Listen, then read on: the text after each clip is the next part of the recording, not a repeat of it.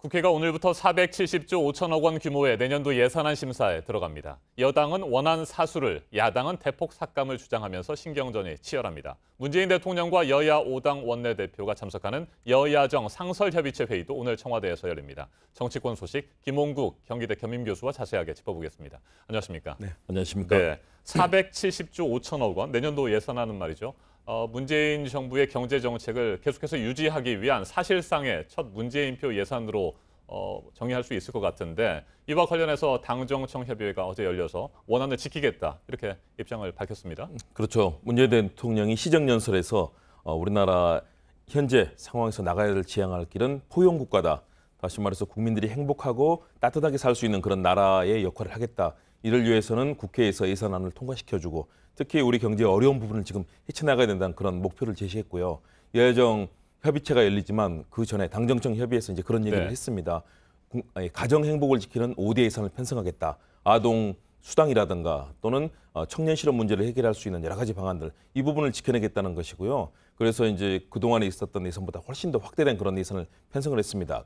야당이 여러 가지 반대를 하고 있지만 그러나 이번 예산안이 지금 이제 내년 예산이기 때문에 문재인 정부의 3년차 예산 아니겠습니까? 예산안과 법안이 중요한데요. 법안 통과는 좀 쉽지는 않아 보입니다. 네. 야당 반대가 심하고요. 예산안을 통해서 국정의 원활한 그런 수행을 하겠다는 문재인 대통령과 또 정부 여당의 입장이 잘 드러나고 있는 상황입니다. 자, 그런데 자유한국당을 비롯한 야당은 현미경 심사 그리고 대폭 삭감을 주장하고 있습니다. 공방이 치열할 것 같아요. 그렇죠. 야당에서는 일단 규정하기를 오만과 독선의 예산이다. 그리고 일자리에 중독된 세금 중독 예산이다라고 비판을 하고 있습니다. 그래서 자유한국당에서는 최소한도 20조 원 이상을 삭감을 하겠다. 아하. 특히 일자리와 대북 관련 이런 남북 경협이라든가 대북 관련 예산에서 적극적으로 삭감을 하겠다는 그런 입장이고요. 바른미래당의 경우는 아무래도 역시 그동안 성과를 내지 못한 저성과 분야 그리고 특히 공무원 증원이라든가 이런 부분에 있어서 적극적으로 삭감하겠다. 약 12조 원 정도를 삭감하겠다는 그런 입장입니다. 정부에서는 그러나 지금은 확장을 펼쳐야 될 때다. 기업의 이런 침체된 상황들, 세계 경제도 침체돼 있고요. 그렇기 때문에 아무래도 적극적인 재정 역할을 함으로써 국민이 낸 세금을 지금은 어려운 시기이기 때문에 국민들께 돌려드릴 수 있도록 노력하겠다는 입장이거든요. 그렇다면 여야의 입장이 확연하게 완전히 충돌하는 상황이기 때문에 이번 예산안 전국도 역시 만만치 않은 그런 여야 대결이 펼쳐질 전망입니다. 네, 구체적으로 일자리 예산부터 좀 살펴보면 말이죠. 올해 들어서 고용 지표가 굉장히 안 좋았습니다. 그리고 최근에 정부가 잇따라 내놓은 고용 정책, 일자리 정책들을 보면 단기 아르바이트에 불과하다, 이런 지적도 받고 있고요. 어떻게 예상하십니까? 그렇죠. 특히 야당에서는 적극적인 비판을 하고 있고요. 현재 우리 경제 상황이 어렵고 기업들의 사실은 투자 의지가 과거에 이명박 박근혜 정부를 거치면서 기업들이 굉장히 어려운 상황에 처해 있었습니다. 그런데 우리 내부 경제 성과도 좋지 않았고요. 물론 또 책임을 지고 있는 문재인 정부에서도 이런 상황이 호전이 되지 않고 있습니다. 이런 측면에서 적극적인 이제 재정의 역할을 해야 되고 특히 청년 실업 문제라든가 일자리 문제는 굉장히 중요하다라고 평가를 받고 있지 않습니까? 이 부분에 있어서 적극적으로 예산을 투입하겠다. 특히 지금 어려운 30대 층에는 약 6조 원대 예산 그리고 중년층 이상에서는 5조 원대 예산을 집중적으로 투입해서 일자리를 적극적으로 늘려나가겠다.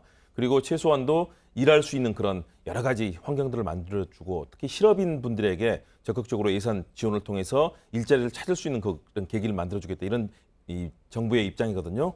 그런 측면에서 많은 성과를 만들어내겠다는 것이 입장이지만 야당의 입장에서는 또 상당히 부딪히고 있습니다. 야당은 성과가 없는 정말로 세금으로 선심을 쓰는 정책 아니냐고 비판을 하고 있습니다. 그렇기 때문에 일자리 문제가 아마 가장 치열하게 여야 간에 부딪히는 지점이 될 겁니다. 네, 문재인 대통령 지난 1일 국회 시정연설에서요.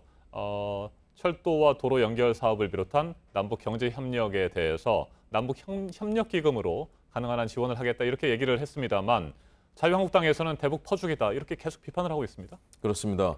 지금 남북 관계 특히 야당의 입장은 현재 이 정부의 문재인 정부의 대북 정책을 굉장히 비판적으로 바라보지 않습니까?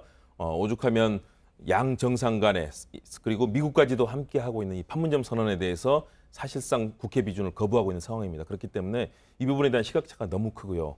그러나 우리 경제의 활로가 어디 있겠습니까? 결국은 북방 경제를 통해서 만들어낼 수 있는 새로운 가능성이 가장 중요한 포인트이기 때문에 문재인 정부에서는 대북 남북 협력 기금을 적극적으로 활용하겠다. 그리고 지난해에 비해서도 큰 폭으로 이제 증가를 시켜놓았습니다. 반면에 야당의 입장에서는 이 부분에 대해서 대폭 삭감을 시키겠다.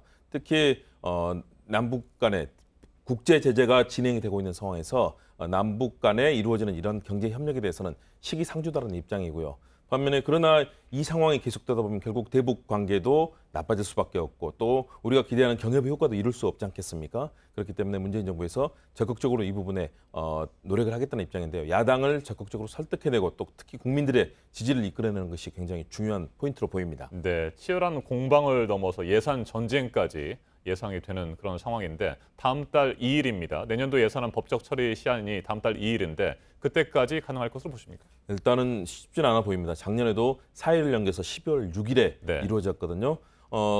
과거에는 그래도 그나마 다행인 것은 예산안에 일단 기일이 지정이 되면 이때까지 하지 않으면 정부안으로 통과가 됩니다. 네. 그렇기 때문에 여야가 협상을 해내야 되고요. 과거에는 이것이 물리적인 몸싸움까지 갔지만 지금은 그런 상황은 되지 않고 있습니다.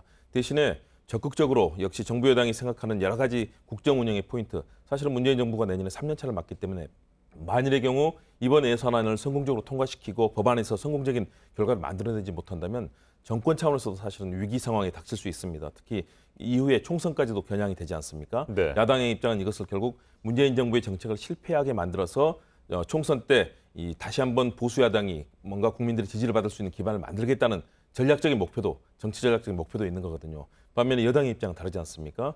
그런 측면에서 일단 국민들이 행복하게 일할 수 있고 또 살 수 있는 그런 여건을 만들기 위해서는 예산안 기일 내에 가능한 한 통과시켜야 되고 원하는 대로 통과시키겠다는 입장인데요. 야당을 적극적으로 설득하는 여당의 그런 유능함도 필요하고요. 또 국민적인 지지를 얻어내는 것들 필요하고 또 세목마다 사실은 불필요한 항목들이나 지나치게 나중에 가면 쪽지 예산 끼워넣기라든가 네. 이런 편법적인 행태가 많이 나오거든요. 이런 부분을 어떻게 경계하고 좋은 예산안으로 만들어내느냐. 결국 정치 이력을 보여주는 정부 여당의 유능함이 필요하다고 보여집니다. 네, 한 가지만 더 질문을 드리겠습니다. 짧게 답변을 해주셔도 좋고요. 문재인 대통령이 주재하는 여야정 상설협의체 첫 회의가 오늘 열립니다. 그런데 어제 자유한국당에서는 임종석 대통령 비서실장 그리고 조명균 통일부 장관 경질을 요구하겠다 이렇게 예고한 상태입니다. 오늘 첫 회의 어떻게 예상하십니까? 야당의 입장에서는 이런 얘기들을 많이 제기를 할 거고요. 문재인 정부의 이런 정책에 대해서 비판적인 입장을 보일 겁니다. 특히 예산 문제도 마찬가지고 말씀하신 임종석 비서실장이나 조명균 통일부 장관에 대해서도 경질을 요구하겠다고 이미 김성태 원내대표라든가 여러 차원에서 이제 얘기를 했거든요. 네. 그렇지만 사실은 이 부분이 뭐 경질까지 갈 사안은 아니라고 보고요. 결국 이런 여러 가지 현장에서 벌어지는 갈등들을 어떻게 조화시키느냐가 중요할 텐데요. 문재인 대통령이 아마 경청을 할 겁니다. 그러나 향후의 정책의 성공을 위해서는 적극적으로 지금의 정책들이 잘못된 부분이 있다면 바로 잡되 그러나 지금의 인사들이 제대로 일할 수 있는 분위기 그리고 국민적인 지지를 얻어낼 수 있는 역량을 끌어내는 것이 굉장히 중요하다고 보여집니다. 오늘 대화가 가능하면 그런 화해와 협력의 분위기를 잘 이끌어내는 그것이 중요할 것 같습니다. 네, 그렇게 되기를 기대해 보겠습니다. 김은국 교수님 말씀 잘 들었습니다. 네.